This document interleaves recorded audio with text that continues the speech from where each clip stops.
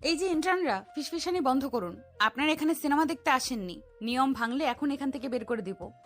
Sorry madam, আপনার নির্দেশ শুনতে গিয়েই একটু দেরি হয়ে গেল।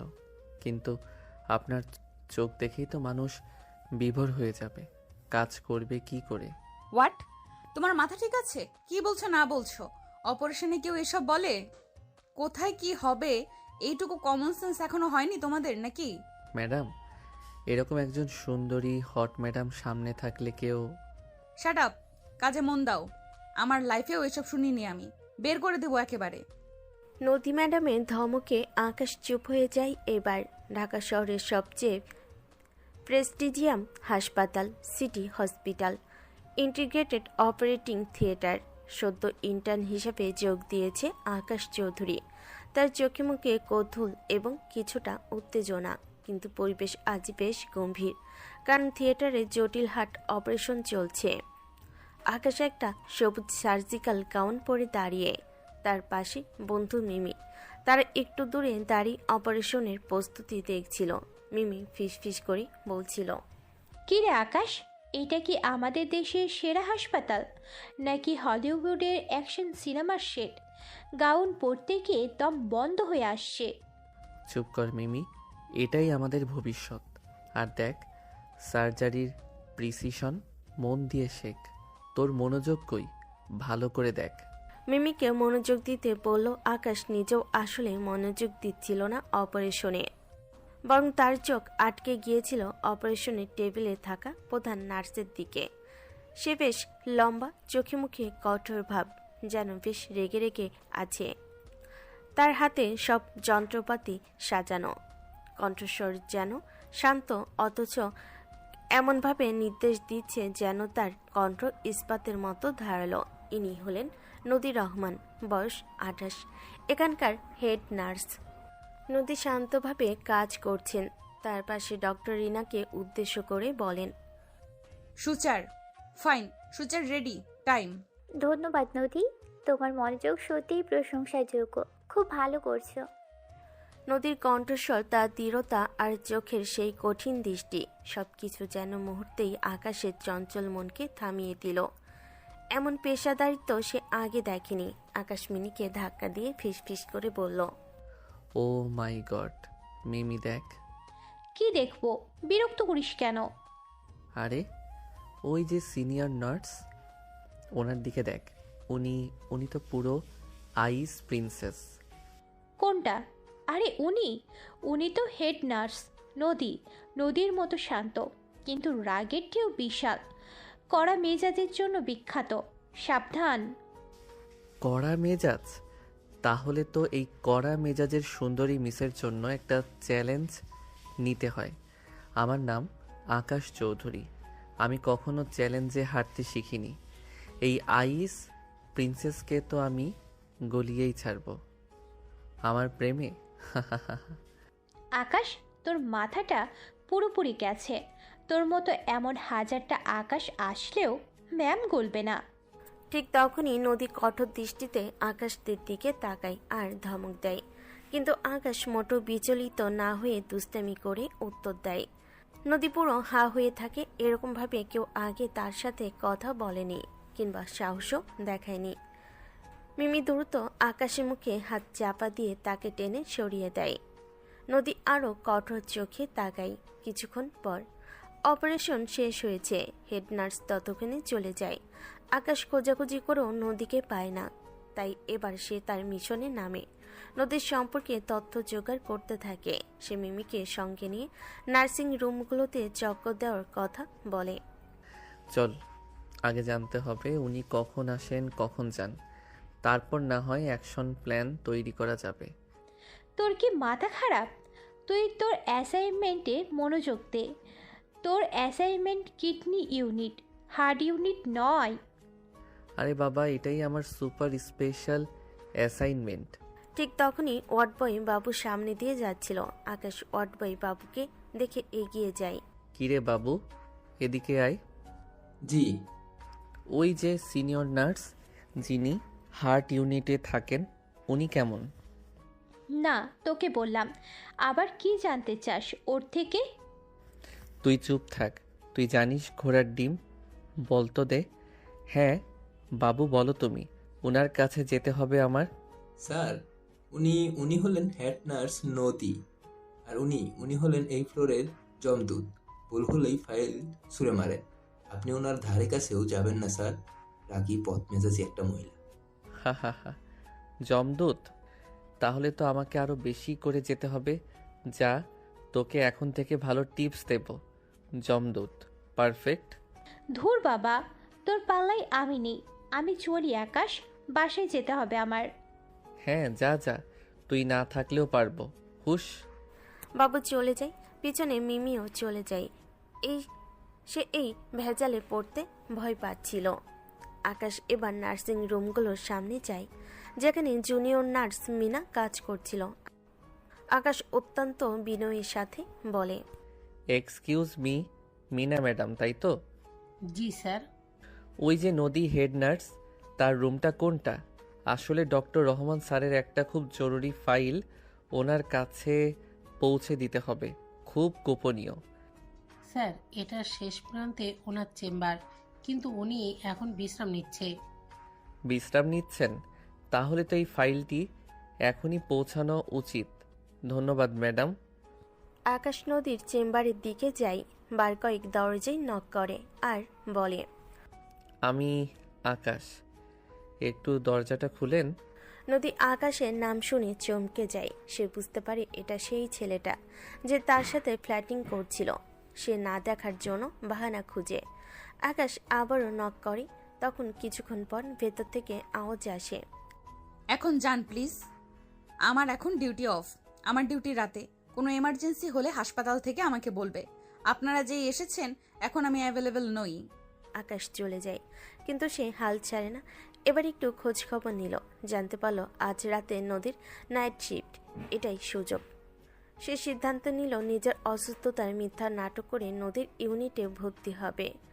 আকাশের এই ইচ্ছেতে কোনো বিধিসাত দিল না। তার একটু একটু জ্বর ছিল। আকাশ এই সামান্য জ্বর নিয়ে ডাক্তার রিনার কাছে যায়। কাপা কাপা স্বরে নাটকীয় ভঙ্গিতে বলে, ডক্টর রিনা, আমার শরীরটা কেমন যেন করছে, মাথা ঘুরছে মনে হচ্ছে। আকাশ চোখ বন্ধ করে ঢলে পড়ার ভান করে। ডক্টর রিনা চিন্তিত হয়ে বলে, কি হয়েছে আকাশ? তুমি তো ঠিকই ছিলে। আর আমার মনে হচ্ছে আমার হার্টবিট ঠিক মতো চলছে না। আমাকে এখনই অবজারভেশনে রাখা উচিত। ঠিক আছে, যাও হার্ট ইউনিটের 210 নম্বর কেবিনে ভর্তি হও। আমি নদীকে বলছি তোমার ফাইল দেখতে। আকাশ মনে মনে হাসে। সে সোজা 210 নম্বর কেবিনে যায়। কিছুক্ষণ পর নদী গম্ভীর মুখে তার ফাইল নিয়ে আসে। ইন্টার্ন আকাশ চৌধুরী, আপনার কি হয়েছে শুনি?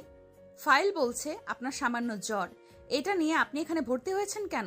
ম্যাডাম, সামান্য জ্বর নয়, এটা প্রেমে পড়ার জ্বর। আর আপনি একমাত্র নার্স যিনি এই রোগের চিকিৎসা জানেন। আকাশ কেবিনে শুয়েছিল, কথাগুলো বলে এক চোখ টিপে হাসে। নদী কাহিনী বুঝতে পারে, বিরক্ত হয়ে ফাইল ছুঁড়ে মারে সে। ফাজলামো বন্ধ করুন। আর আপনি জানেন হাসপাতালের এক একটা বেড কত মূল্যবান? এখানে এসে অযথা নাটক করছেন। আপনার এই অসুস্থতা যদি আসলেই ফাজলামি অসুস্থতা হয়, তবে আমি আপনাকে সাসপেনশনের ওষুধ খাইয়ে মেরে ফেলবো। চেনেন আপনি আমাকে? সাসপেনশন আপনার হাতের ওষুধ হলে আমি রোজ খেতে রাজি ম্যাডাম। তবে আমার সত্যি খারাপ লাগছে, জ্বর এসেছে, এইটা মিথ্যা না। সিরিয়াসলি কি যে হলো, আমার মনে হয় আমি এখনই মারা যাব। আমার হাতটা ধরুন। চুপ, এই নিন থার্মোমিটার। আর 1 মিনিটও ফাজলামো করলে ডক্টর রহমানকে ডাকবো। নদী আকাশকে থার্মোমিটার দেয়। কিছুক্ষণ পর থার্মোমিটার দেখে তাপমাত্রা স্বাভাবিক। নদী ঠান্ডা স্বরে বলে, আপনার তাপমাত্রা একদম স্বাভাবিক। আপনি সম্পূর্ণ সুস্থ। এখনই বেড ছাড়ুন। কি বলছেন ম্যাডাম? আপনি জানেন না আমার জ্বর ছিল কিছুক্ষণ আগেও, হয়তো এখন চলে গেছে, কিন্তু আমার হৃদস্পন্দন এখনও থামেনি, জোরে জোরে বিট করছে। আপনার দিকে তাকালেই এটা হয়, বিশ্বাস করুন। আর এই রোগের একমাত্র ওষুধ হলো আপনার সান্নিধ্য। ইন্টার্ন আকাশ চৌধুরী, আপনি কি ডাক্তার নাকি কমেডিয়ান? যান, সুস্থ হয়েছেন, এক্ষুনি বের হন। আকাশ আর কথা বাড়ে না। প্রেমের শুরুতে মিস খেপে গেলে সমস্যা হবে। বেড ছাড়লেও সে হাসপাতাল ছাড়েনি। সে লুকিয়ে লুকিয়ে হাসপাতালে বারান্দায় ঘোরাঘুরি করছিল। রাত গভীর হয়ে যায়, হাসপাতাল শান্ত। নদীর নার্সিংরুমে বসে রোগীর চার্ট দেখছিল। আকাশ সেখানে একটু ঢু মারে, তারপর আলতো করে নদীর দিকে একটি ভাঁজ করা চিরকুট ছুঁড়ে মারে। নদী বিরক্ত হয়ে চিরকুটটি তুলে নেয়। এটা কি? চিরকুট খুলে দেখে সেখানে লেখা, আপনি যখন রেগে যান তখন আপনার চোখ দুটো আরও সুন্দর লাগে। নদীর চোখ তুলে দেখে আকাশ বারান্দার শেষে দাঁড়িয়ে আছে।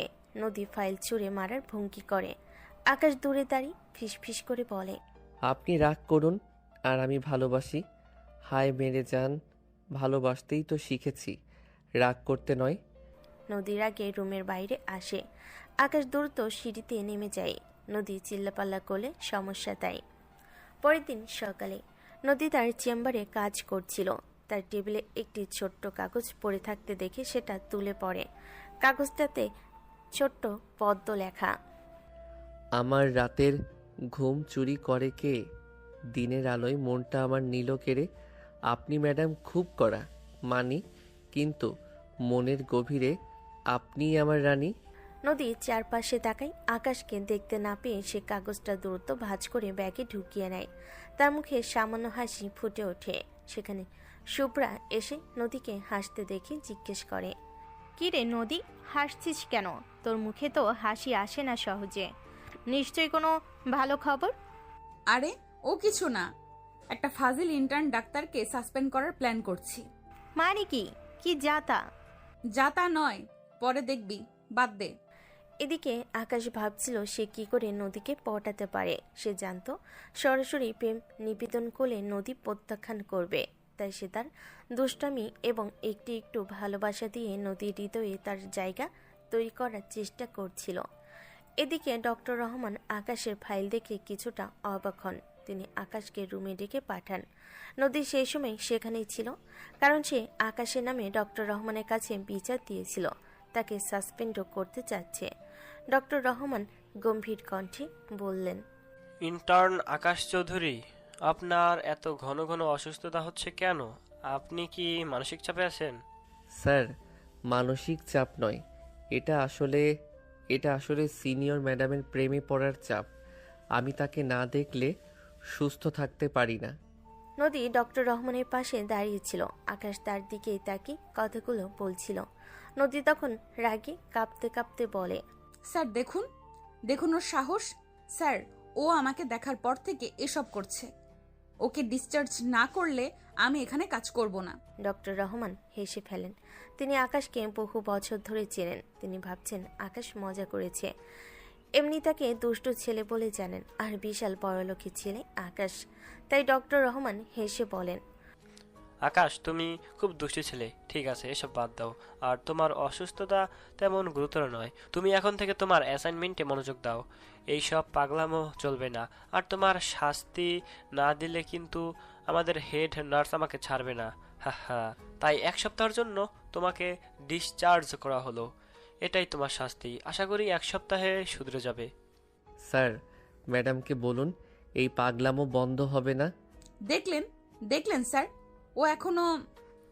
আপনি যান মিস নদী, ডিউটি করুন। ডক্টর রহমান নদীকে তার কথা বলার সুযোগ দেয় না। আকাশ যাওয়ার আগে নদীর কাছে যায়। বিদায় ম্যাডাম, আমাকে ডিসচার্জ করে দিলেন, তবে আবার দেখা হবে।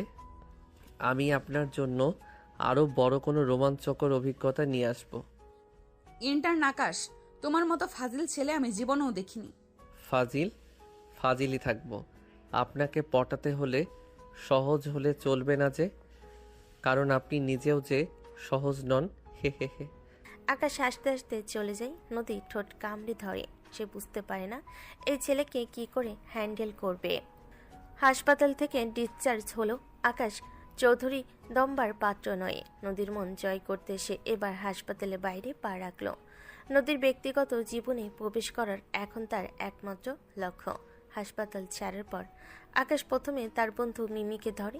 মিমি তাকে সাহায্য করতে প্রথমে রাজি না হলেও আকাশের পাগলামি দেখে বাধ্য হয়। তারা ক্যান্টিনে বসে কথা বলছিল। মিমি ভীষণ রকম বিরক্ত ছিল। আকাশ, তুই আবার আবার শুরু করেছিস?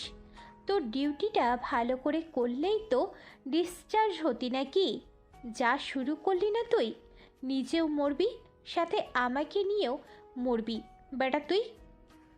দেখ, একদম লেকচার ঝাড়বি না তো। আর এখন আমার গুরুত্বপূর্ণ ডিউটি হলো নদীর উপর নজর রাখা। প্লিজ, তুই এখন স্পাইকিরি শুরু করে দিস না।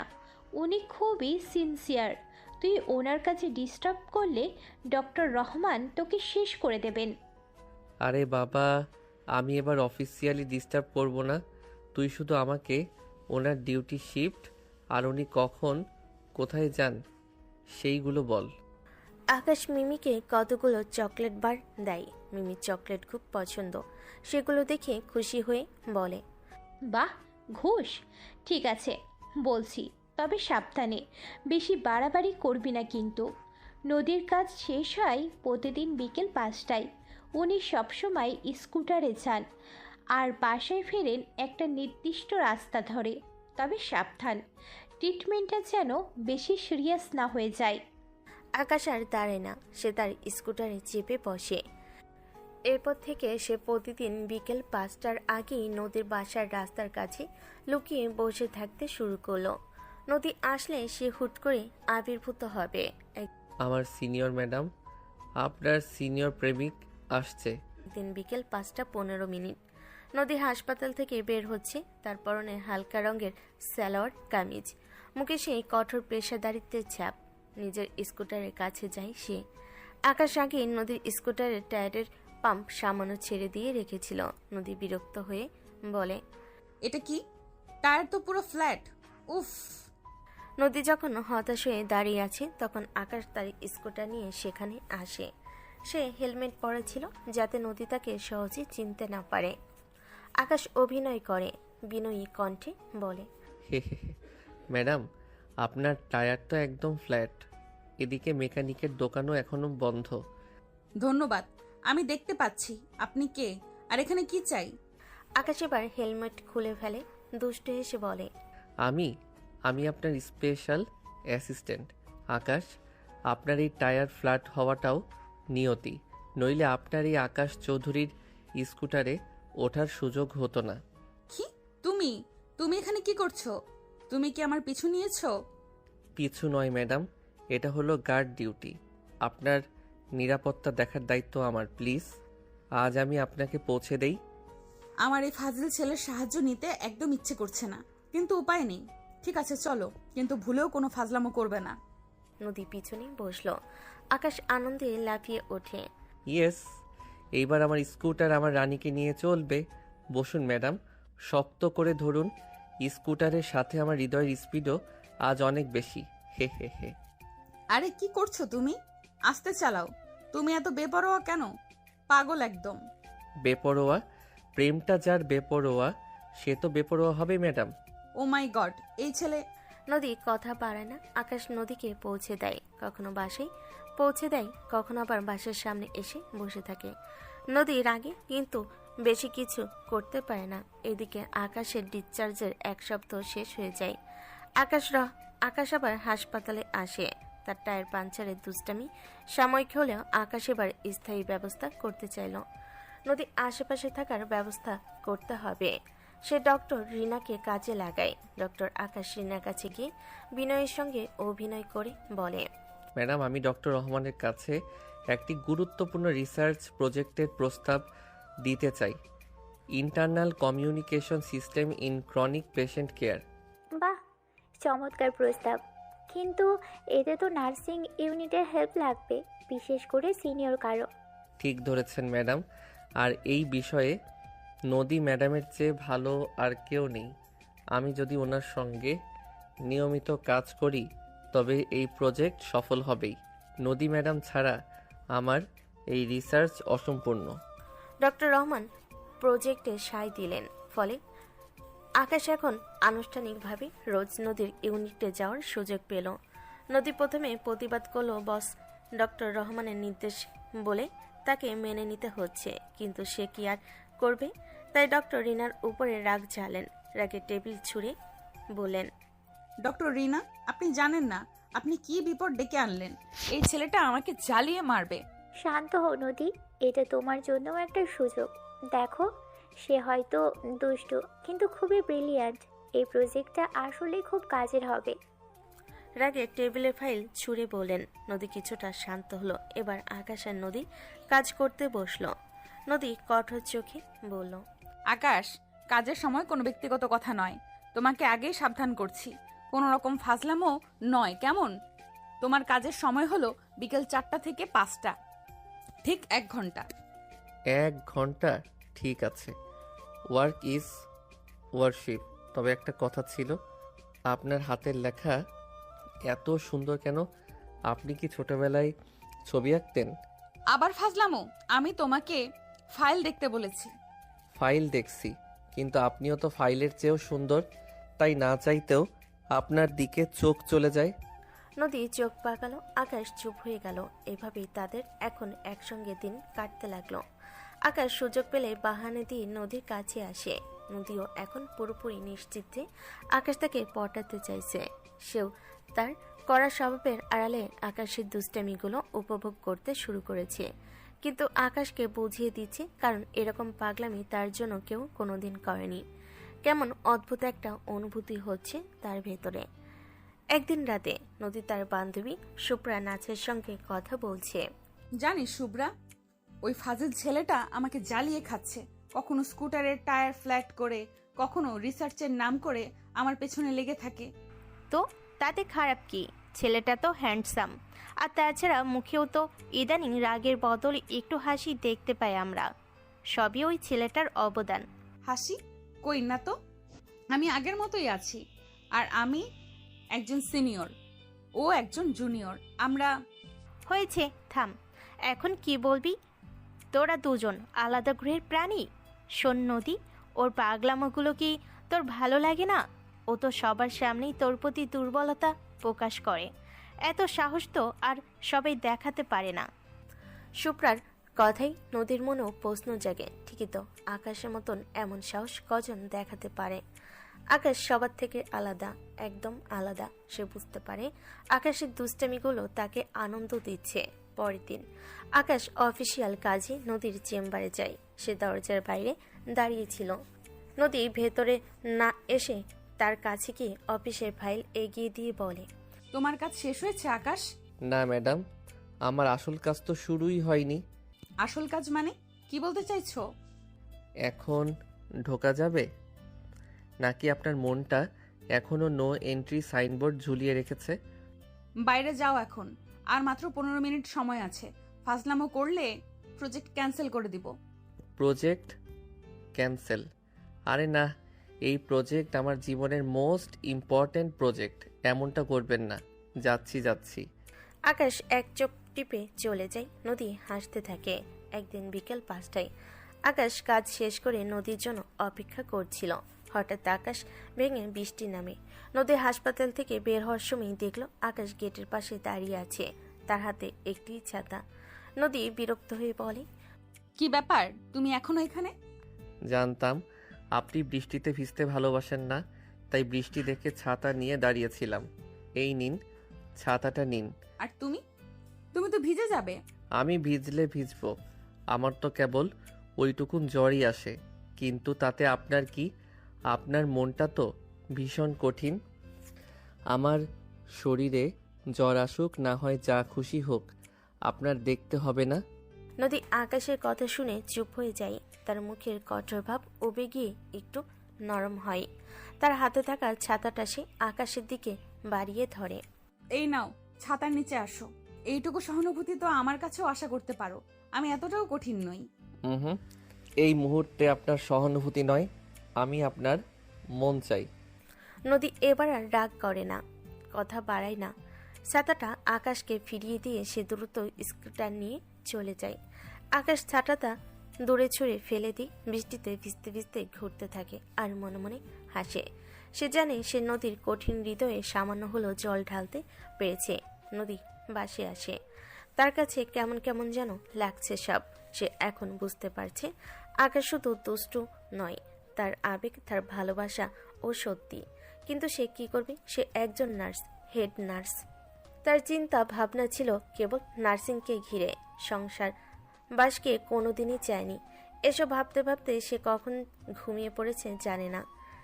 রাতের বেলা ঘুম থেকে উঠল, ঘড়ি দেখে মনে মনে ভাবে এতক্ষণ ঘুমালো সে।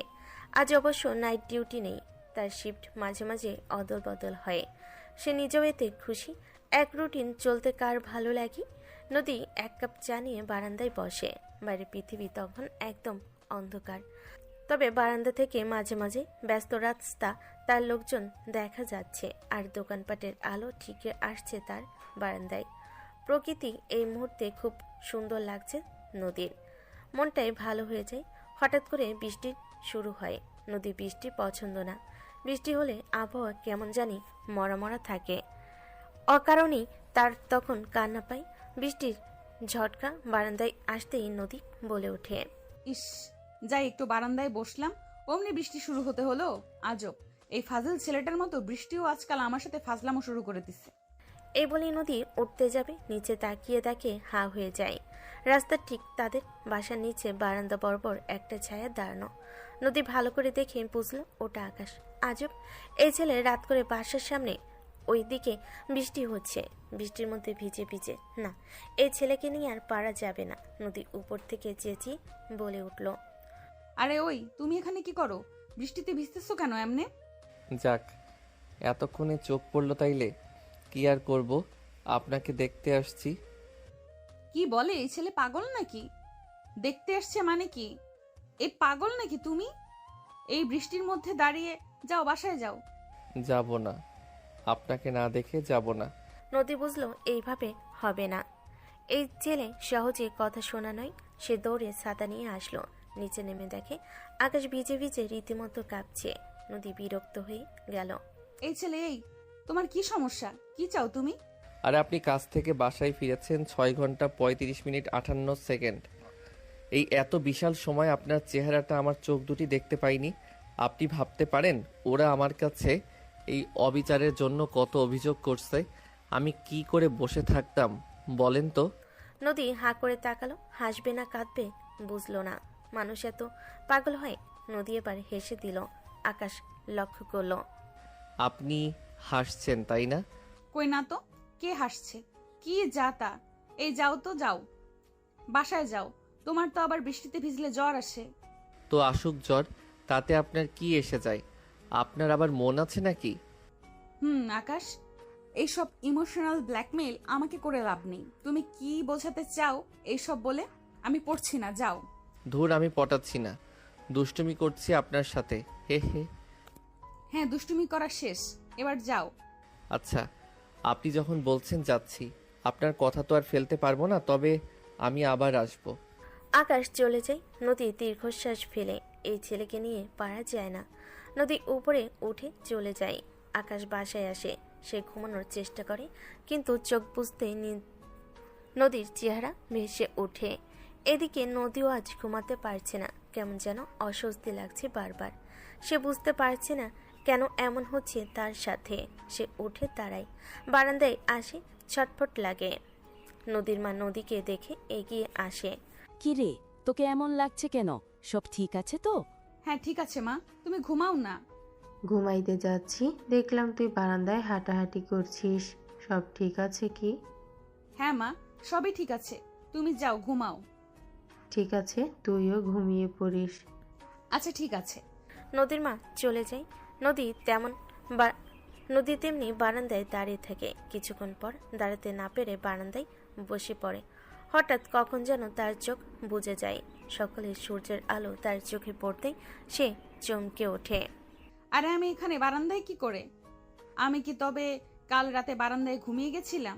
এই ছেলে আমাকে পাগল বানিয়ে ছাড়বে, এর জন্য আমি কাল রাতে বারান্দায় ঘুমালাম। হঠাৎ করে আকাশ তার সামনে আসলো। সে হা হয়ে রইল। কি? কাল আমার কথা ভাবতে ভাবতে বারান্দায় ঘুমিয়ে পড়েছেন তাই না? আমি জানি আমার জন্য ছটফট করছেন আপনি। এ কি, তুমি তুমি এখানে আসলে কি করে? আমি এখানে কিভাবে সেটা ইম্পর্ট্যান্ট না। ইম্পর্ট্যান্ট হলো আপনি এখানে কেন। মানে কি বলতে চাও তুমি? মানে হলো আপনিও আমার প্রেমে পড়েছেন। না, মোটেও না। হ্যাঁ একদম। না বললাম না? হ্যাঁ বলেছি না? তোমাকে দেখাচ্ছি, দাঁড়াও। নদী আকাশকে ধরতে যায় একটু রেগে, কিন্তু তখনই দেখে সেখানে কেউ নেই। নদী বুঝতে পারে এটা তার কল্পনা। নদী হাসে মনে মনে, পরক্ষণেই বলে ওঠে, না না, এসব কি ভাবছি আমি? এসব কখনো সম্ভব না, কখনো না। ওই ছেলেটাকে আর পাত্তা দেওয়া যাবে না, একদম না। ওকে সরাসরি এবার কিছু বলতে হবে, না হলে ওর পাগলামি বন্ধ হবে না। নদী হাসপাতালের জন্য তৈরি হয়। এদিকে আকাশও সেই রাত 4 রাত ধরে ঘুমাতে পারেনি। সে একা একা হাসে আর মনে মনে বলে, মিস নদী, অনেক হয়েছে, আর দুষ্টুমি না। এবার রেডি হন আমার মনের রানী থেকে ঘরের রানী হতে। আকাশ সিদ্ধান্ত নেয় আর দুষ্টামি বা লুকোচুরি না, সে এবার সরাসরি তার মনের কথা বলবে। সে নদীর ডিউটি শেষে পর বাইরে দাঁড়িয়ে অপেক্ষা করছিল। নদী বের হতেই দৌড়ে এসে বলল, মিস নদী শুনুন, আপনার সাথে আমার কিছু জরুরি কথা আছে। তোমার তো সারাদিনই কথা থাকে, এখন আবার কি কথা বলো? এখানে নয়, আমার সাথে চলুন। তোমার সাথে? কোথায়? আর কি এমন কথা বলতে চাও যে এখানে বলবে না? আহা চলুন না, সব বলছি। নদী তখনও কিছু বুঝতে পারে না আকাশ কি বলতে চাচ্ছে। নদীর কোনো হেলদোল না দেখে আকাশ আর অপেক্ষা করে না। সে এক প্রকার জোর করে তাকে শহরের এক শান্ত ক্যাফেতে নিয়ে আসে। ক্যাফের আলো মৃদু, কিন্তু পরিবেশ খুবই সুন্দর। নদী বিরক্ত হয়ে কড়া স্বরে বলে, আকাশ, আমার এখন অনেক কাজ, আর তোমার এই বাচ্চাদের মতো জেদ আমি একদম সহ্য করতে পারছি না। তুমি আমাকে জোর করে এখানে নিয়ে এসেছো। তোমার কি বলার আছে দ্রুত বলো। আমার যা বলার আছে সেটা দ্রুত বলা যাবে না, তাও বলছি আমি আপনাকে ভালোবাসি নদী। নদীর কঠোর মুখটা যেন মুহূর্তেই সামান্য নরম হলো, কিন্তু পরক্ষণে সে নিজেকে সামনে নিল। তার চোখে অবিশ্বাস এবং রাগ দুটোই স্পষ্ট। নদী কঠোরভাবে হেসে উঠল। বাহ, চমৎকার। সিনেমা দেখছো নাকি? আমাকে ভালোবাসো? এতদিন তুমি ইয়ার্কি করতে, কিছু বলিনি তেমন। আজ সরাসরি প্রস্তাব, তুমি তো দেখছি মাথায় চড়ে বসছো কিছু বলি না বলে। এই ছেলে এই, তুমি কি জানো তোমার বয়স কত আর আমার কত? 6 বছরের পার্থক্য। তুমি সবে ডাক্তারি পাশ করেছো, আর আমি 8 বছরের অভিজ্ঞ নার্স। তোমার এই ভালোবাসা নিছকই ছেলে মানুষই আকাশ। না নদী, আমি জানি আমাদের মধ্যে বয়সের পার্থক্য আছে, স্ট্যাটাসের পার্থক্য আছে, কিন্তু আপনি তো আমাকে সেই প্রথম দিনই অপারেশনের টেবিলে ফেলে দেওয়া হার্টের মতো দুর্বল করে দিয়েছেন।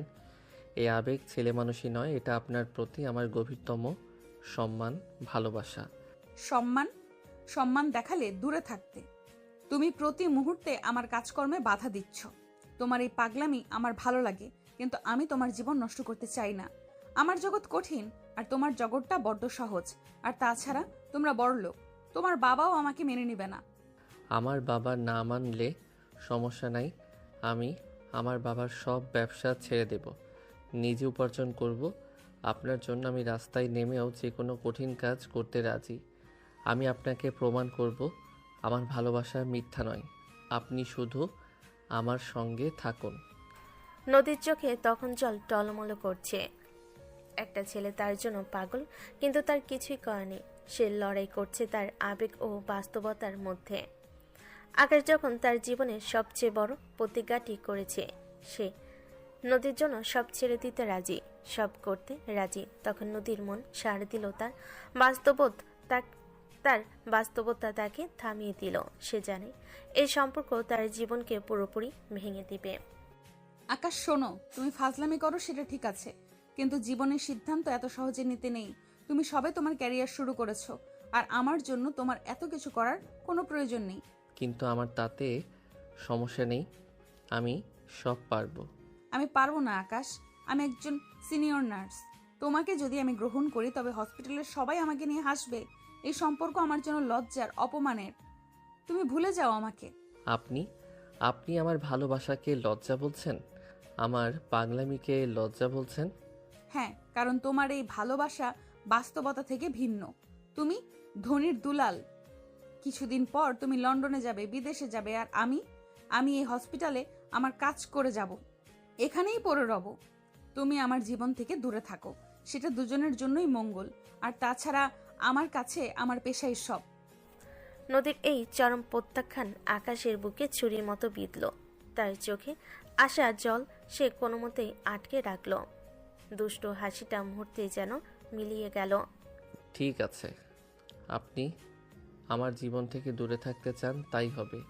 কিন্তু জেনে রাখুন, আপনি আমার ভালোবাসা নয়, আপনার নিজের ভালো থাকাকে প্রত্যাখ্যান করলেন, কারণ আমার মতো ভালো আপনাকে কেউ কোনো দিন বাঁচতে পারবে না। আকাশ কিছু না বলে দ্রুত ক্যাপে ছেড়ে বেরিয়ে যায়।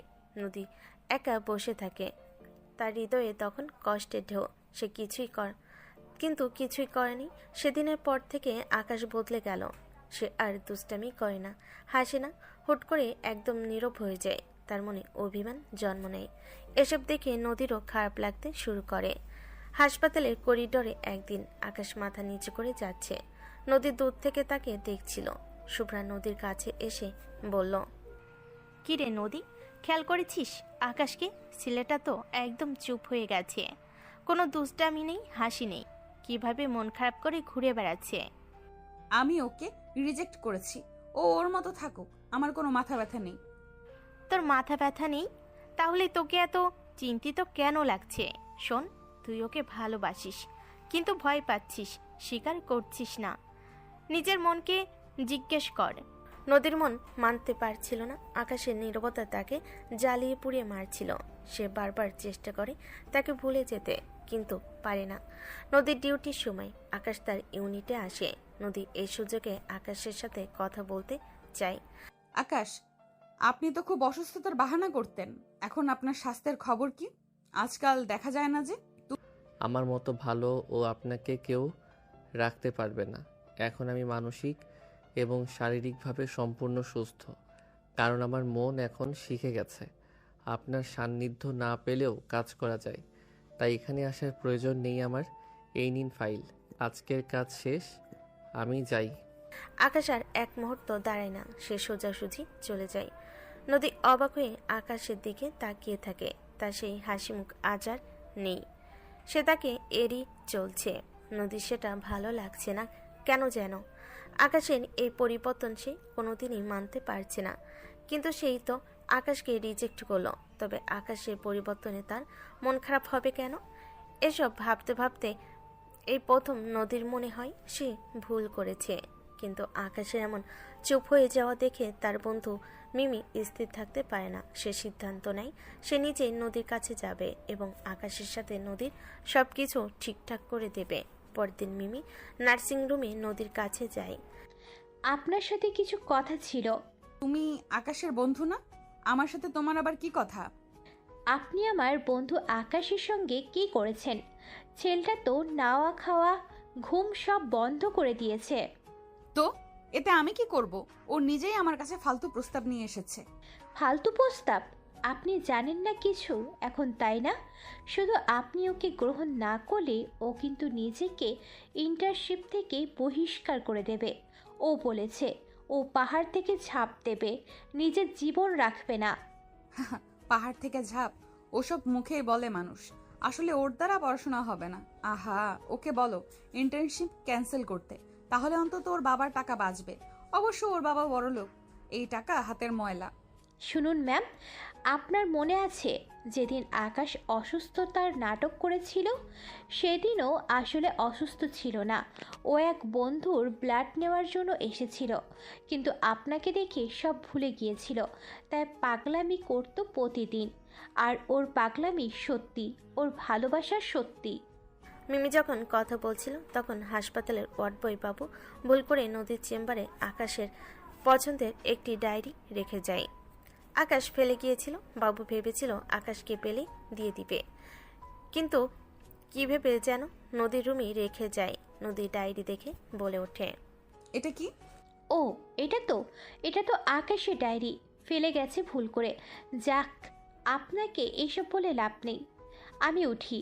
আপনি আবার আকাশের ডায়েরি পড়তে যাবেন না, আমার মনে হয় না এতে আপনার আর কোনো হক আছে। মিমি চলে যায়। নদী এদিক সেদিক তাকিয়ে ডায়েরিটা হাতে নেয়। নদী বুঝতে পারে এই ডায়েরিতে নিশ্চয়ই আকাশের লুকানো কোনো কথা আছে, জানতে হবে। রাতে নদী একা তার রুমে বসে আছে, হাতে সেই ডায়েরিটি। কৌতূহলবশত সে ডায়েরিটি খোলে। প্রতিটি পাতায় নদীর প্রতি আকাশের লেখা পাগলামো রোমান্টিক পদ্ম দেখে নদী হা হয়ে যায়। ডায়েরিতে লেখা ছিল একটি অংশ। আজও নদী আমাকে দেখে গম্ভীর মুখে চলে গেলেন। উনি জানেন না ওনার এই গম্ভীর মুখটা দেখলে আমার ভেতরটা কেমন অস্থির হয়ে ওঠে। উনি আমাকে দূরে ঠেলতে চান, কিন্তু আমার হৃদয়ে ভালোবাসা তো উনিই তৈরি করেছেন।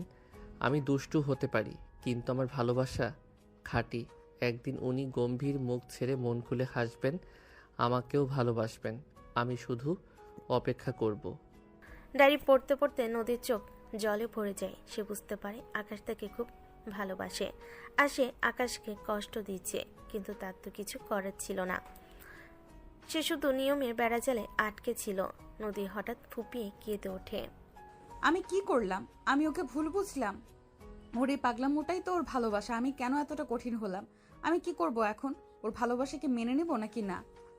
নদী জানে আকাশের নীরবতা পরাজয় নয়, বরং তার হৃদয়ের ওপর এক গভীর আঘাত। সে অস্থির হয়ে ওঠে। সে আর এই কষ্ট নিতে পারছে না। এদিকে নদীর প্রত্যাখ্যান এবং নীরব অভিমানে আকাশ সাময়িক ভেঙে পড়ল। সে তার আসল রূপ ফিরে এলো। সে জানে এবার আর আবেগ দিয়ে নয়, বুদ্ধি আর কৌশলের মিশ্রণে নদীর মন জয় করতেই হবে। এবার 2 দিন কেটে গেছে। নদী এখন নিজেই অস্থির। সে অপেক্ষা করছে কখন আকাশ আবার কোনো দুষ্টামি করবে, তার কাছে আসবে। কিন্তু আকাশ নীরব, তাই নদীও মনে মনে এবার রাগ করে। আকাশ আসলেও সে এবার পাত্তা দেবে না। আকাশ বেশি ভাব ধরে ফেলেছে তাই। 3য় দিন সকালে আকাশ আসে, তবে তার মুখে কোনো হাসি নেই। আকাশ সরাসরি নদীর চেম্বারে যায়। নদী তাকে দেখে অবাক হয়। নদী ফাইল দেখতে দেখতে গম্ভীর স্বরে বলে, আকাশ কি চাই?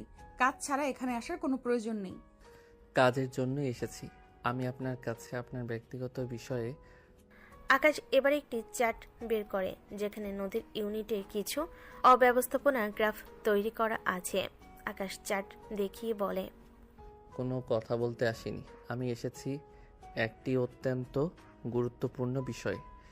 দেখুন ম্যাডাম, আপনার ইউনিটে এই 3টি জায়গায় সময় ও সম্পদের অপচয় হচ্ছে। আমার একটি প্ল্যান আছে যা আপনার কাজ 30% সহজ করে দেবে। আমি প্রমাণ করতে চাই আমি শুধু একজন ফাজিল প্রেমিক নই, আমি আপনার জীবনে একজন দরকারি মানুষও বটে। এটা তুমি কখন করলে? আর তোমার কাজ কি? আমি আপনার প্রত্যাখ্যানকে মেনে নিয়েছি, কিন্তু আমি জানি আমার যোগ্যতাকে আপনি প্রত্যাখ্যান করতে পারবেন না। আমাকে প্ল্যানটা বাস্তবায়ন করার সুযোগ দিন। নদী রাগ করে থাকলেও তার পেশাগত সততার কারণে সে সুযোগটি বাতিল করতে পারল না। আকাশ সুযোগ দিল। আকাশ তখন থেকে নদীর কাছাকাছি আসার আরও সুযোগ পেল। আকাশ এবার তার কৌশল বাস্তবায়নের জন্য নদীর ঘনিষ্ঠ সহকর্মী নার্স সুপ্রাকে টার্গেট করে। সুপ্রা সরল স্বভাবের, কিন্তু নিজের সৌন্দর্য নিয়ে একটু অহংকার আছে। আকাশ জানে শুভ্রাকে দিয়ে তার কাজ হবে। সে নদীর টেবিলের ওপর একটি দামি চকলেট এবং একটি চিপস রাখে আর শুভ্রাকে বলে, এই নিন ম্যাডাম, এটা আপনার জন্য। আপনার কাজের মনোযোগ দেখে আমি মুগ্ধ। নদী টেবিলের অন্য প্রান্তে ছিল। সে মনে করে চকলেটটি তার জন্য। এদিকে শুভ্রা খুশি হয়ে কৌতূহলী চোখে বলে, আমার জন্য? বা এটা কি করে হয়? তুমি তো সবসময় নদীর পিছনে লেগে থাকতে। সে সুবাদে তো নদীকে দেওয়া উচিত। নদী, উনি তো আমাকে রিজেক্ট করে দিয়েছেন আর অনেক ঘুরেছি। এখন আমিও বুঝে গেছি কড়া মেজাজের মেয়ে আমার জন্য নয়। আপনার মতো মিষ্টি নরম মনের মেয়েই আমার আসল চয়েস। শুভ্রা মনে করে আকাশ সত্যি তাকে পটাতে চাইছে। সে লজ্জা পায় এবং নদীর দিকে তাকায়। জুনিয়র কেউ তাকে পছন্দ করে, এটা তার কাছে রোমাঞ্চকর বটে। এদিকে নদী এসব দেখে অবাক হয়ে যায়। সে রাগে চোখ বড় করে তাকায়। আকাশকে ফিসফিস করে বলে, এই ছেলে, তুমি তো বড্ড ফাজিল। আমার পেছনে লাগা সরণি, এখন আবার ওর পেছনে লেগেছো? প্রজেক্টে আমার একজন বিশ্বস্ত সহকর্মী দরকার, আর আপনার থেকে রিজেক্ট হওয়ার পর আমি সিদ্ধান্ত নিয়েছি আমার জীবনে এখন শুধুই প্রফেশনাল সম্পর্ক থাকবে আপনার সাথে। তাই আমার সম্পর্ক কেবলই প্রফেশনাল, আর বাকি আমি কার সাথে কি করি আপনার জানতে হবে না। নদী আকাশের কথা শুনে হাঁ করে থাকে। আকাশ এত বড় কথা বলল ওকে। এরপর থেকে আকাশ শুভ্রার সাথেই সময় কাটাতে থাকে। তাকে নিয়ে খুব ঘন ঘন কফি খেতে যেতে শুরু করে, একসাথে আড্ডা দেয়, দুষ্টামি করে। এদিকে শুভ্রা মনে করে সে আকাশের প্রেমিকা হয়ে গেছে। সে মনে মনে বেশ খুশি। ওদিকে নদী তো এসব দেখে জ্বলে পুড়ে শেষ হয়ে যাচ্ছিল। শুভ্রা একদিন নদীর কাছে এসে টিজ করে বলে, কিরে নদী, আকাশ তোকে ছেড়ে আমাকে নিয়ে ব্যস্ত, তো তোর কেমন লাগছে? হিংসা হচ্ছে না? আমি জানি হচ্ছে। আসলে তুই ওর জন্য না, কত দারুণ কোমল মনের একটা ছেলে, তোর সাথে ওকে যায় না। আমার মতো নরম মনের মেয়েই তো ওর জন্য পারফেক্ট, কি বল? হ্যাঁ ভাই, খুব ভালো কথা। আমার এসব নিয়ে মাথা ব্যথা নেই, তুই ওকে নিয়ে যা। আগাগোড়া সবটাই তোর, যা। কিন্তু মনে রাখিস, আমার কাজের ক্ষতি হলে আমি তোদের দুজনকেই সাসপেন্ড করে দেব, বড় স্যারকে বলিয়ে। শুভ্রা কিছু না বলে চলে যায়। এদিকে দিনকে দিন শুভ্রা আর আকাশের ঘনিষ্ঠতা দেখে নদীর ভিতরে হিংসে আরো বেড়ে যায়। সে বুঝতে পারে আকাশের এই অন্যদিকে মনোযোগ দেওয়া তার আর ভালো লাগছে না। সে আকাশ তাকে ছাড়া কিছুই বুঝতো না। সে এখন তার দিকে ফিরেও দেখে না। এদিকে আকাশের বাবা মা অনিল এবং মালিনী চৌধুরী বিষয়টা খেয়াল করে। আকাশ হঠাৎ করে কেমন যেন নীরব হয়ে গেছে। বাসায় ছেলের এই পাগলামো এবং নীরবতা দেখে তারা অস্থির হয়ে ওঠেন। তারা খোঁজ নিয়ে জানতে পারেন তাদের ছেলে একজন সিনিয়র নার্সকে ভালোবেসে ফেলেছে এবং তার পিছনে পাগলের মতো ঘুরছে। আর সেই নার্স তাদের ছেলেকে প্রত্যাখ্যান করেছে। আকাশ তার বাবা মায়ের একমাত্র ছেলে। তাদের টাকা পয়সার অভাব নেই। তাদের আকাশের সুখ খুশিকে গুরুত্ব দিয়ে এসেছে সবসময়। তারা দুজনে মিলে চিন্তা করলো আকাশের খুশির জন্য তারা সেই সিনিয়র নার্সকেই বউ করবে। এজন্য তাকে রাজি করাতে হবে। তাই তারা অসুখের বাহানা দিয়ে সরাসরি হাসপাতালে নদীর কাছে আসে। নদী তাদের জিজ্ঞেস করে, আপনাকে কি সাহায্য করতে পারি স্যার? কোন ডাক্তার দেখাবেন বলুন? আমাদের রিসেপশনে যান প্লিজ, ওরা আপনার স্লিপ কেটে দিবে। অনিল চৌধুরী আকাশের বাবা নদীকে দেখে মুগ্ধ হয়ে যান। এবার বুঝতে পারেন কেন তার ছেলে এই বয়সের বড় মানুষটির রূপে এত পাগল হয়েছে। সে মালিনী চৌধুরীকে ঠেলা দেন। মালিনী চৌধুরী মুচকি মুচকি হাসে। আপনি কি বুঝি সেই আইস প্রিন্সেস যে আমার ছেলের মন জয় করে নিয়েছে? মানে বুঝলাম না, কি বলছেন এসব? কে আপনারা? আপনারা ডাক্তার দেখাতে আসেননি? কি সমস্যা আপনাদের? নদী অবাক হয়ে তাকিয়ে থাকে। মালিনী চৌধুরী এবার স্বামীর দিকে তাকান, তারপর হেসে বলেন, আমরা আকাশের বাবা মা, আর আমাদের কোনো সমস্যা নেই ডাক্তার দেখানোর মতো। একটা সমস্যা আছে, সেটা হলো আমাদের পাগলটার পাগলামি বন্ধ করতে হবে, আর সেই সমস্যার সমাধান তুমিই দিতে পারো। এ কথা শুনে নদী লজ্জিত হয়ে দ্রুত উঠে দাঁড়ায়। সে কখনো ভাবতেও পায়নি আকাশের বাবা মা এখানে আসবে। রীতিমতো কাঁপছে সে। কোনো রকমে নিজেকে সামলে নিয়ে বলে, আঙ্কেল আন্টি, আমি আসলে। মালিনী চৌধুরী বুঝতে পারে এভাবে আচমকা আসাতে নদী লজ্জা পাচ্ছে। সে নদীর হাত ধরে শান্ত কণ্ঠে বলে, লজ্জা পেও না মা, আমরা তোমার কাছে এসেছি একটা জরুরি কথা বলতে। তুমি হয়তো বুঝতেই পারছো, আসলে আমাদের ছেলেটা খুব দুষ্টু, কিন্তু ওর মনটা খুব ভালো। দেখো মা, আমি স্পষ্ট করে বলি, আমার ছেলে তোমাকে ছাড়া বাঁচবে না। তাই আমি তোমাকে অনুরোধ করতে এসেছি, দয়া করে আমার ছেলেকে বিয়ে করো। আমার এই দুষ্ট জুনিয়র ছেলেটার জন্যই তোমার মতো সিনিয়র বউই দরকার। ওর সব দুষ্টমি তুমি ঠিক করে দিবে। এদিকে হাসপাতালের সবাই এই দৃশ্য দেখছিল। কথা স্পষ্ট শুনতে না পেলেও কামটা বেশ ভালোই বুঝতে পারছে সবাই। নদীর চরম বিপদ, কিন্তু তাদের সরলতা আর এত সুন্দর ব্যবহার দেখে সে রেগে যেতে পারল না। মনে মনে অবাক হলো যে এত বড়লোক বাড়ির লোকেরা তাকে নিজ থেকে এসে তাদের ঘরে হতে বলছে। তাদের ভেতর কোনো অহংকার বোধ নেই। আঙ্কেল আন্টি, আপনারা ভুল করছেন। আমি আকাশকে ভালোবাসি না। আমি তো সব বলেছি ওকে। এসব হয় না, এগুলো সিনেমা গল্পেই সম্ভব, বাস্তবে না। মা, এভাবে বলো না। আজ পর্যন্ত আমার ছেলে কাউকে ভালোবাসেনি। তুমি একমাত্র একজন যে আমাদের ছেলের হার্টবিট চুরি করেছো। তুমি যদি তাকে বিয়ে না করো, তবে ও তো ঠিক মতো পড়ালেখাও করবে না। আমাদের আর তার অনেক স্বপ্ন, ডাক্তার হবে। ও ডাক্তারও হতে পারবে না। ওর সফল হওয়ার জন্য তোমার তত্ত্বাবধান আর ভালোবাসা খুব জরুরি। মা, তুমি শিক্ষিত মানুষ, আমরা এত দূর থেকে এসেছি, মনে কিছু না রেখে আশা করি তোমাকে বেশি কিছু বলতে হবে না। আমরা এখন চলি। হাসপাতালে মানুষ বিষয়টা ভালোভাবে দেখবে না। তোমার সাথে আবার কথা হবে ইনশাল্লাহ। আর আমি কিন্তু আমার ঘর গোছাচ্ছি, কেমন? নতুন বউকে ঘরে তুলবো বলে চলি। আকাশের মা চলে যান। আকাশের মা বাবা চলে যায়। নদীর মুখে হাসি ফোটে। সে বুঝতে পারে আকাশের পরিবারও তাকে ভীষণ পছন্দ করে। তারাও খুব নরম মনের মানুষ। এতে নদীরও মন অনেকটাই নরম হয়ে যায়। এদিকে আকাশ চিন্তা করতে থাকে নদীকে কি করে ইমপ্রেস করতে পারে। সে নদীর সম্পর্কে অনেক খোঁজ খবর নেয়। এরপর নদীর প্রিয় জিনিস সম্পর্কে জানতে পারে। একদিন নদী তার চেম্বারে কাজ করছিল। সে চেম্বারে ঢুকতেই তার টেবিলে একটি ছোট পুরনো বই দেখতে পায়। বইটি ছিল তার ছোটবেলার প্রিয় লেখকের। নদী এই বই অনেকদিন ধরে খুঁজছিল, কিন্তু বাজারে পাওয়া যাচ্ছিল না।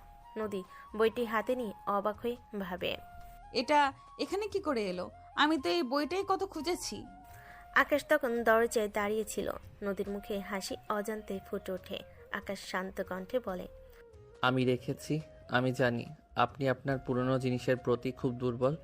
আমি এই বইটা ঢাকার পুরনো বইয়ের দোকান থেকে শুরু করে চট্টগ্রামে এবং রংপুরে সহ অনেক জায়গায় খুঁজেছি। প্রায় 1 মাস লেগেছে এটা জোগাড় করতে।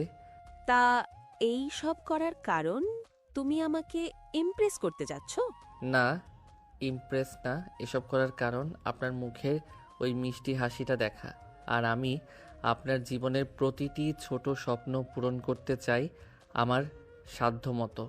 আপনার মুখের হাসি যাতে বিলীন না হয়ে যায়, আমি প্রমাণ করতে চাই আমি শুধু আপনাকে ভালোবাসি না, আপনার ছোট বড় সব কিছু খেয়াল রাখি। আপনাকে পাগলের মতো ভালোবাসি। তার জন্য যত যা করতে হয় সব করব আমি। নদী এইবার আর নিজেকে ধরে রাখতে পারল না। সে বুঝতে পারল এই ছেলেটির ভালোবাসা শুধু মুখে মুখে নয়, সত্যি।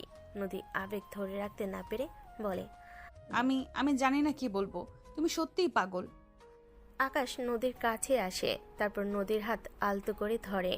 নদী শিউরে ওঠে, চোখ বুজে ফেলে। আকাশ বলে, তাহলে আপনি এই পাগলকে ভালোবাসুন নার্স ম্যাডাম। আপনি আমার সিনিয়র বউ হন। কথা দিচ্ছি পৃথিবীর সব সুখ এনে দেব। নদী আকাশকে ধাক্কা দিয়ে বের করে দেয়। সেদিন ছিল হাসপাতালের নাইট ডিউটি। আকাশ, নদী এবং মিমি একসঙ্গে ডিউটি শেষ করলো। ক্লান্তি এবং উত্তেজনা একসঙ্গে মিশেছিল।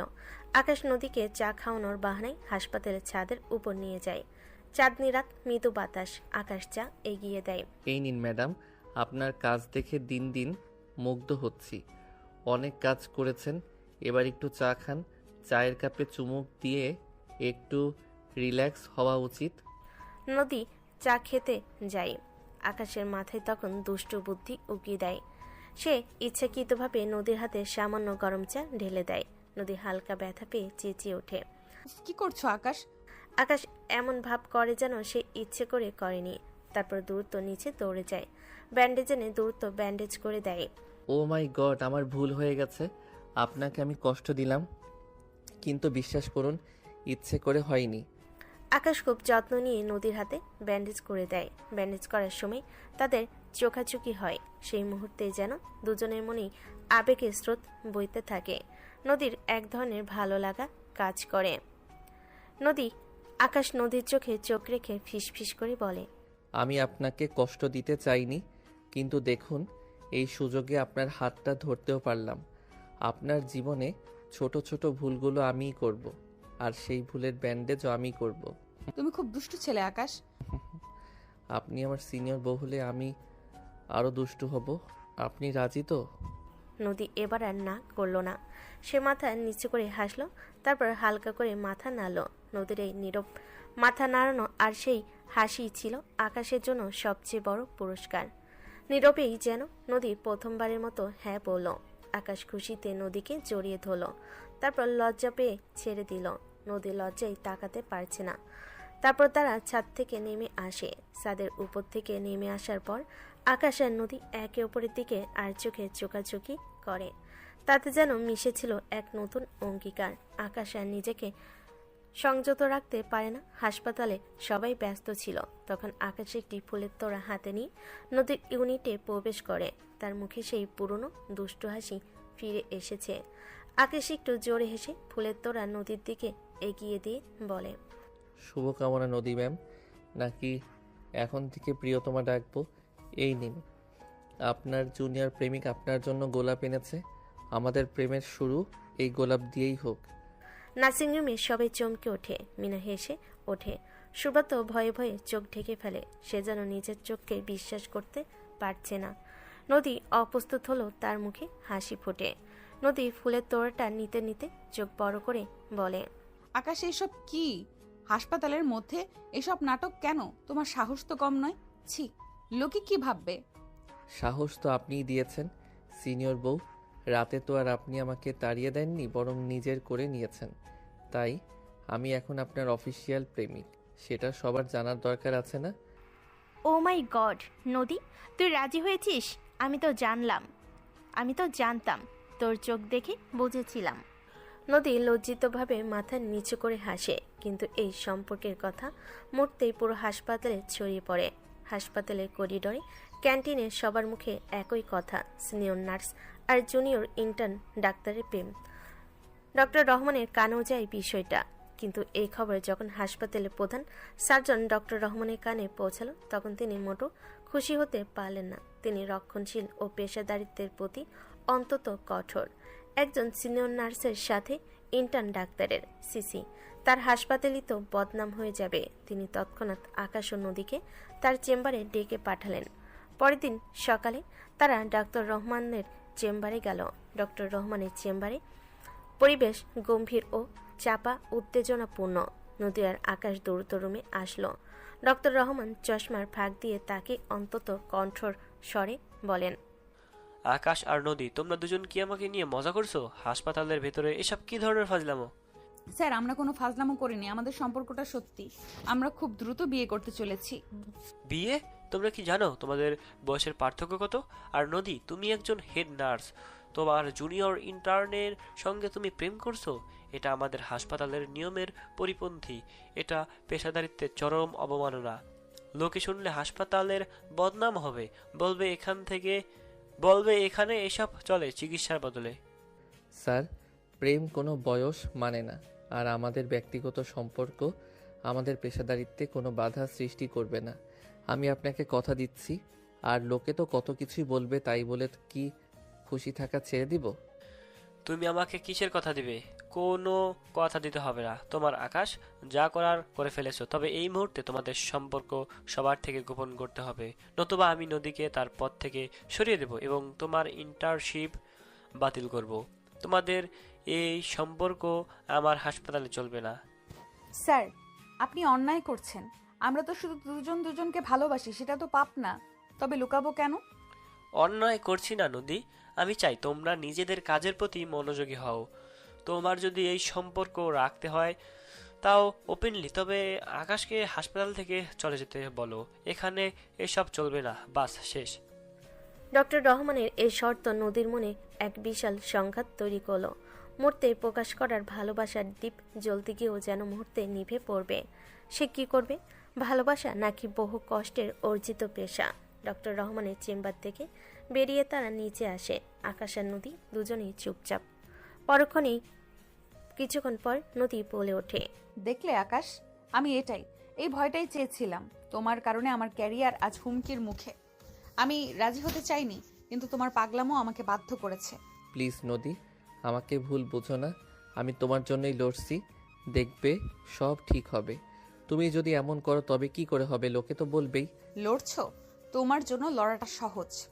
তোমার বাবা মায়ের টাকা আছে, তোমার তো হারানোর কিছু নেই। আমার 8 বছরের পরিশ্রম, আমার সিনিয়র স্ট্যাটাস, সব কিছুই তোমার এক মুহূর্তের পাগলামিতে আজ শেষ। আমি ওকে পাগল হলাম কেন যে তোমার ফাঁদে পা দিলাম? এভাবে কেন বলছো নদী? তুমি কি আমাকে ভালোবাসো না নদী? আমি তোমাকে ভালোবাসি আকাশ, কিন্তু আমার ভয় হয়। তুমি 6 বছরের ছোট, তোমার স্বপ্ন, তোমার আকাঙ্ক্ষা অন্যরকম হবে। একদিন তুমি আমাকে ছেড়ে চলে গেলে, তখন আমার কি হবে? তুমি আমাকে ছেড়ে দিলেই আমি সব হারাবো। এদিকে এখন যা আছে তাও হারাতে বসেছি। তুমি বড় লোক, তোমার যদি মোহ লাগে সম্পর্কটা, মোহ চলে গেলে যে আমায় ভুলে যাবে। তাদের সম্পর্ক শুরু হতে জিদ ধরে গেল। আকাশ বুঝল নদীর মন জয় করা গেল, তার ভয় কাটানো আরও কঠিন। নদী যা বলছে আকাশ কষ্ট পাচ্ছে, কিন্তু নদীর সেসব ভয় পেয়ে বলছে। তাই আকাশ রাগ করল না, সে নদীকে জড়িয়ে ধরে শান্ত কণ্ঠে বলল, শোনো নদী, আমি তোমাকে কোনো দিনও ছেড়ে যাব না। যদি তোমার জন্য আমার ক্যারিয়ার ছাড়তে হয় আমি রাজি। তুমি আমার সিনিয়র বউ হবে আর আমি তোমার পিচ্ছি স্বামী হয়ে তোমার সব ভয় দূর করব। এইবার বিশ্বাস করো আমাকে, একবার সুযোগ দাও। আর লোকে কত কি বলবে সব শুনলে তবে নিজেদের বলে আর কি রইল। নদী কিছু বলল না, স্কুটটা নিয়ে বেরিয়ে পড়ল হাসপাতালের বাইরে। আকাশ কিছু বলল না, সে ভাবল ও সময় নিক, হালকা হোক, আস্তে আস্তে ঠিক হবে। এদিকে নদী যখন স্কুটার চালু দিতে যাবে তখনই একটি ছেলে এসে নদীর পিছনে দাঁড়ায়। তার পিছনে বেশ দামি গাড়ি, দেখে বোঝাই যাচ্ছে ছেলেটার গাড়ি। ছেলেটা হঠাৎ উপহাসের হাসি হেসে বলে, ওহ নদী ম্যাডাম, এত তাড়াতাড়ি হাসপাতাল থেকে বের হয়ে যাচ্ছেন? শুনলাম আপনি নাকি এক জুনিয়র ইন্টার্নকে পটাচ্ছেন, তো ভালো করে প্রেম করে তবে যান। তুমি কে আর এখানে কেন এসেছো? আর এসব কি বলছো? আমি কে? আমি হলাম আকাশ চৌধুরী, পুরনো বন্ধু। আমার নাম সাদিক।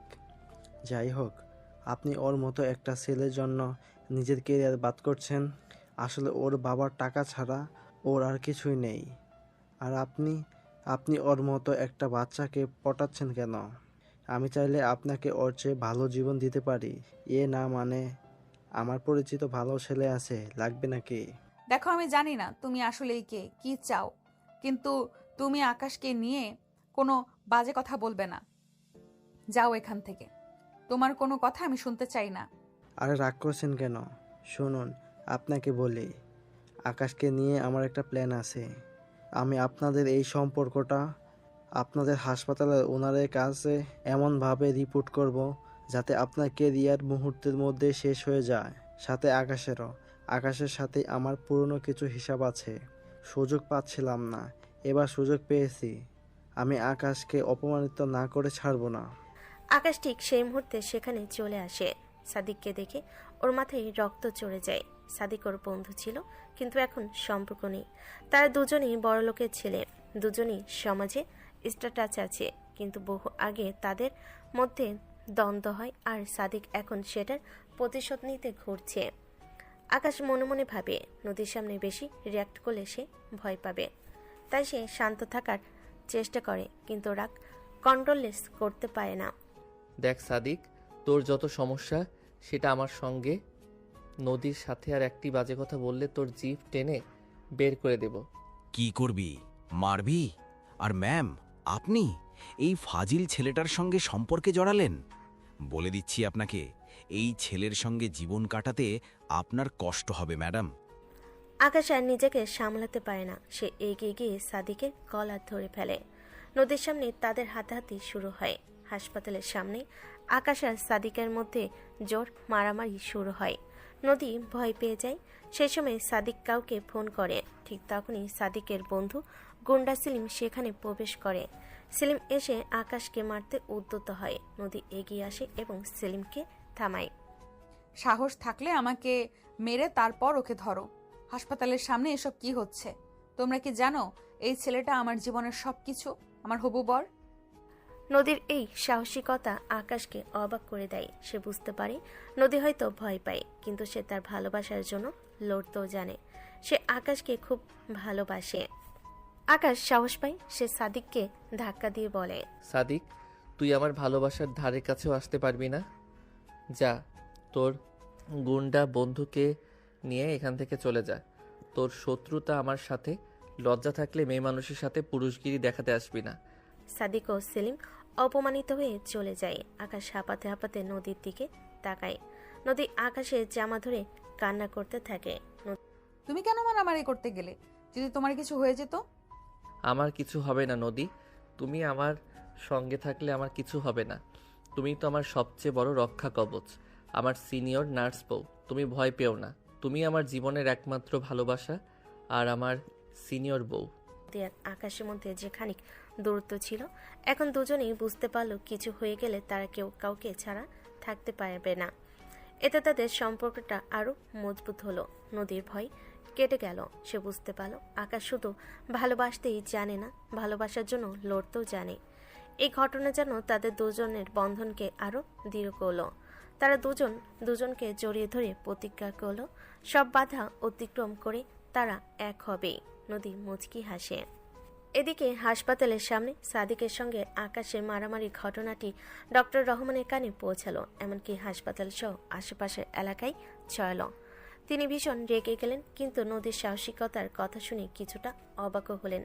তিনি নদীকে শেষবারের মতো ডেকে পাঠালেন।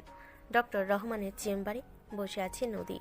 তিনি টেবিলের ওপর হাত রেখে ঠান্ডা গলায় বললেন, নদী, আমি তোমাকে সম্মান করি, তুমি এই হাসপাতালের সেরা নার্স, কিন্তু তোমরা যে নোংরামি শুরু করেছো তা বন্ধ হওয়া দরকার। তুমি দেখেছো তোমাদের সম্পর্ক শুরু না হতেই মারামারি পর্যন্ত হয়ে গেছে। হাসপাতালের মান সম্মান বলে কিছু রইল না আর। স্যার, প্রেম কখনো নোংরামি নয়। আর আকাশ আমার জন্য লড়েছে, ওকে ছেলেগুলোই উস্কিয়ে দিয়েছে। তাছাড়া আমাকেও টিস করেছে ওরা, তাই আকাশ লড়েছে। ও কি জানে ওর এই লড়াইয়ের ফল কি হবে? হাসপাতালের সামনে এমন পরিবেশ, তোমরা কি বাচ্চা হয়ে গেছো দুজনে? ও না হয় ছোট, তুমি তো বড়, তুমি তো অ্যাটলিস্ট দায়িত্বশীল থাকবে। আমি তোমাদের দুজনকেই বরখাস্ত করতে পারি। যাই হোক, আমি তোমাদের একটা সুযোগ দিচ্ছি। কি সুযোগ স্যার? আকাশকে আমি বরখাস্ত করব না, তবে ওকে সাজা পেতে হবে। এখনই এই হাসপাতাল ছেড়ে এখান থেকে বহুদূরে আমার গ্রামের স্বাস্থ্যকেন্দ্রে 6 মাসের জন্য বদলি হতে হবে। সেখানে সে প্রমাণ করবে যে সে শুধু দুষ্টু ছেলেই নয়, একজন দায়িত্বশীল ডাক্তারও বটে। যদি ও এই 6 মাস সফলভাবে কাটিয়ে আসে, তবে আমি তোমাদের সম্পর্কে আর কিছুই বলবো না এবং কোনো বাধাদানও করবো না, আর তুমি নিশ্চিন্তে তোমার চাকরি করে যেতে পারবে। নদীর চোখে মুখে মুহূর্তেই হতাশা নেমে আসে। 6 মাস দূরে থাকতে হবে, এটা কোনো কথা? এই শর্ত ছিল তাদের ভালোবাসার প্রতি এক চরম পরীক্ষা। নদী কাঁপা কণ্ঠে বলে, স্যার, 6 মাস অনেক লম্বা সময়। প্রেম যদি সত্যি হয় তবে 6 মাস কোনো বিষয় না। এই শর্ত তোমরা মেনে নাও, নতুবা এখনই তোমাদের সম্পর্ক ছিন্ন করো। অ্যাটলিস্ট আমার হাসপাতালে থাকতে চাইলে বা ক্যারিয়ার করতে চাইলে, আর যদি এখানে না থাকতে চাও তবে বাইরে গিয়ে সারাদিন দুইজন মিলে যা খুশি করো, আমার সমস্যা নাই। কি হয়েছে সিনিয়র বউ, এতে ঘাবড়ানোর কি আছে? ডক্টর রহমান শর্ত রেখেছেন, ভালোই তো হলো। আমার ফাইজলামি আর তোমার সহ্য করতে হবে না। হা হা হা। আকাশ, তুমি মজা করছো? 6 মাস তুমি একটা প্রত্যন্ত গ্রামে একা থাকবে? কিভাবে থাকবে? আর আমি তোমাকে ছাড়া কিভাবে থাকবো? আকাশ নদীকে জড়িয়ে ধরে শান্ত কণ্ঠে বলে, তুমি ভয় পাচ্ছ কেন? তোমাকে ভালোবাসার পরীক্ষা দিতে আমার কোনো আপত্তি নেই। 6 মাস, এটা তো চোখের পলকে কেটে যাবে। কিন্তু আমি জানি তোমার মতো শহরে থাকা ছেলে গ্রামে মানিয়ে নিতে পারবে না। নদী কান্না করতে থাকে। আকাশ নদীর কপালে আলতো করে চুমুকি বলে, মানিয়ে নেব নদী। তুমি শুধু প্রতিদিন আমার জন্য একটি করে ভয়েস পাঠাবে। সেখানে থাকবে তোমার সারাদিনের গল্প আর তোমার সেই কড়া শাসনের কণ্ঠস্বর। আমি তোমার কণ্ঠ শুনেই সব কঠিন পথ পেরিয়ে আসব। নদী চোখ মুছে হেসে ফেলে। এই পাগল ছেলের কথা শুনে সে মন খারাপ করে থাকতে পারে না। আকাশের গলায় 2 হাত দিয়ে তাকে কাছে টেনে নেয়। ঠিক আছে, কিন্তু সেখানে গিয়ে আবার অন্য কারোর সাথে ফাজলামি করবে না বলে দিলাম। এসব শুধু আমার জন্য, মনে থাকবে? হা হা, ঠিক আছে আমার মহারানী। দুষ্টুমি দূরেও ফিরে তাকাবো না, কেবল অফিস করব। নদী আকাশকে জড়িয়ে ধরে, তারপর ঠোঁটে চুমু খায়। নদী শিউরে ওঠে, কাঁপতে থাকে, চোখ দুটি বন্ধ করে ফেলে। অদ্ভুত অনুভূতি হচ্ছে। আকাশ দুষ্ট হাসি দেয়, আস্তে করে নদীর ওড়নাটা সরায়, পাশে রাখা নদীর হাতগুলো চেপে ধরে। তারপর নদীকে খাটে বসিয়ে গালে চুমু দিতে গেলে নদী চোখ খুলে বলে, কি করছো? থামো, এখন এসব নয়, আগে বিয়েটা হোক। তোমার সিনিয়র নার্স বউ হয়ে নেই?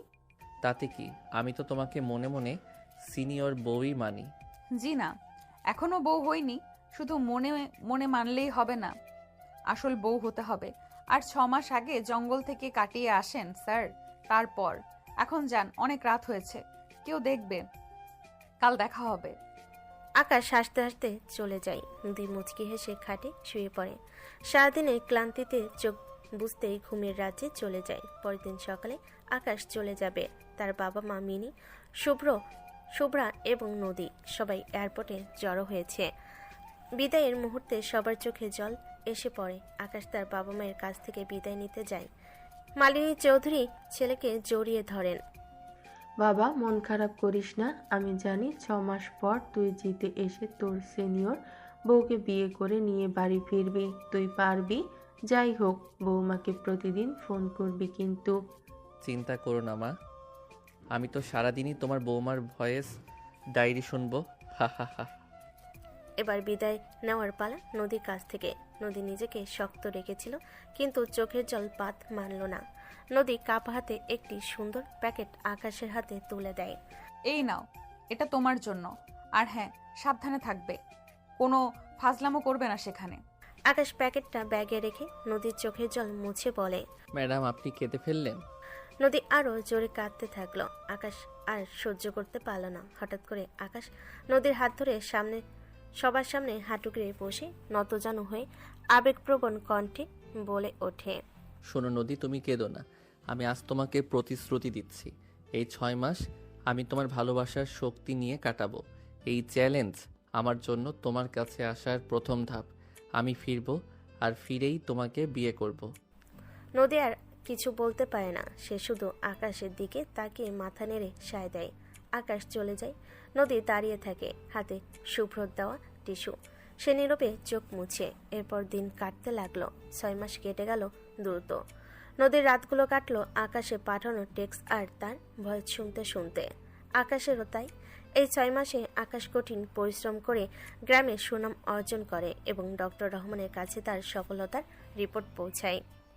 আজ হাসপাতালে ডক্টর রহমানের চেম্বারে বসে ডক্টর রহমান রিপোর্টটি দেখছেন। তার মুখে হাসি। আকাশ ফিরে এসেছে। নদী এবং আকাশ দুজনেই চেম্বারে উপস্থিত। ডক্টর রহমান নদীর দিকে তাকিয়ে বলে, নদী, আমার কাছে তোমার হবু স্বামীর পারফরমেন্স রিপোর্ট এসে পৌঁছেছে। এই 6 মাস সে সত্যি একজন দায়িত্বশীল ডাক্তার হিসেবে প্রমাণ করেছে। আমি খুবই খুশি। আমি খুশি হয়েছি। আকাশ, তুমি আমার শর্ত পূরণ করেছো। এবার আমার পালা। আমি অনুমতি দিলাম তোমাদের এই হাসপাতালে ক্যারিয়ার হবে। আমি আর তোমাদের বাধা দেব না, কারণ তোমরা পারবে। আকাশ করে দেখিয়েছে। তোমরা বিয়ের জন্য প্রস্তুত হতে পারো এবার। আকাশ আনন্দে লাফিয়ে ওঠে। সে নদীর দিকে তাকিয়ে বিজয়ীর হাসি হাসে। আনন্দে ডক্টর রহমানের হাত ধরে বলে, থ্যাংক ইউ স্যার, আপনার এই শর্ত আমাদের ভালোবাসাকে আরও মজবুত করেছে। নদী আনন্দে ডক্টর রহমানকে সালাম করে। রহমান স্যার মুচকি হাসেন। স্যার, আপনাকে অনেক ধন্যবাদ, আমি কৃতজ্ঞ। আকাশ, নদী, মিমি আর শুভ্রা সবাই একসঙ্গে নদীদের বাড়িতে যায়। সেখানেই আকাশের বাবা মা তাদের জন্য পার্টির ব্যবস্থা করেছিল। সবকিছু ঠিকঠাক হওয়ার খুশিতে আকাশের বাবা নদীকে জড়িয়ে ধরে। বাহ, আমার হবু বৌমা, তুমি জানো না আমি কত খুশি। এবার তুমি আমার ছেলেটাকে সামলে রেখো, আর আমি তোমাদের বিয়ের সকল ব্যবস্থা করছি। মা, আমি চাই এবার তোমার জীবনের সব কঠোরতা কেটে যাক। আমাদের বাড়িতে এসে তুমি শুধু হাসি আর আনন্দে থাকো। আকাশ এবং নদীর বিয়ে ঠিক হলো। তাদের সম্পর্ক এবং সামাজিক বৈষম্য, দূরত্ব এবং পেশার চাপ সবই কেটে গেল ভালোবাসার জোরে। বিয়ের 1 সপ্তাহ আগে আকাশ আর নদী শপিংয়ে গিয়েছিল, কিন্তু আকাশের দুষ্টামি একটুও থেমে নেই। সে সারাক্ষণ শুধু সুযোগ খুঁজছে নদীর সঙ্গে ফাজলামো করার। নদী শপিং মলের বাইরে দাঁড়িয়ে বলে, আকাশ, তুমি এখনো ফাজলামো ছাড়তে পারোনি?